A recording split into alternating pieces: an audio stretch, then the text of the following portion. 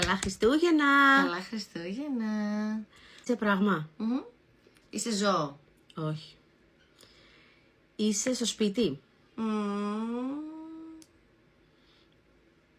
Τι εννοείς? Είσαι πράγμα του σπιτιού? Ψυγείο? Όχι. Όχι. Ωραία. Τώρα θα με κράξεις πάλι, αλλά τέλος πάντων. Ναι. Είσαι πράγμα? Όχι. Ναι. Είσαι μεγάλο σε μέγεθος, πιο μεγάλο από μένα? Όχι. Είσαι άνθρωπος? Σε αγοράζω?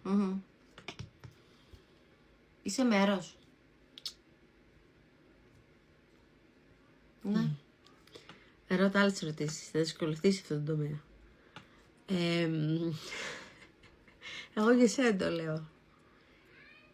Ναι. Ακριβό? Όχι. Εσύ είσαι ακριβό?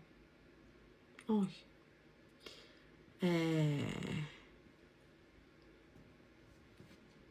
Περίμενε να σκεφτώ. Άρα σε πουλάνε σε μαγαζί? Όχι σε όλα.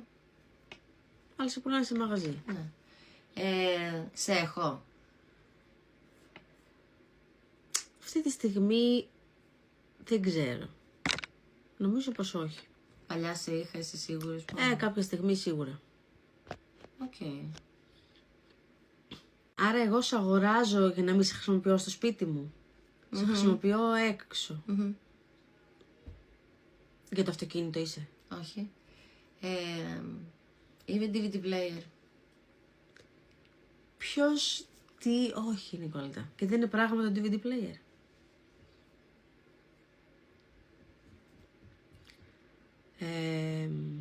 Για τη θάλασσα? Όχι. Είσαι εσωτερικού χώρου? Τι εννοείς? Μέσα στο σπίτι σε βρίσκω? Και στο σπίτι μπορείς, ναι. Κυρίως έξω? Αναλόγως. Και μέσα και έξω. Τι έχει βάλει? Είσαι παιδικό? Κατά βάση? Ναι. Αλλά μπορεί να με χρησιμοποιήσει και ποιος θέλει. Είσαι τσιμπιδάκι για τα φρύδια? Όχι. Δεν είναι πράγμα το τσιβιδάκι και τα φρύδια. Ποδήλατο? Όχι. Είσαι υπηρεσία? Είσαι μπάλα? Όχι. Είσαι φέρμπι?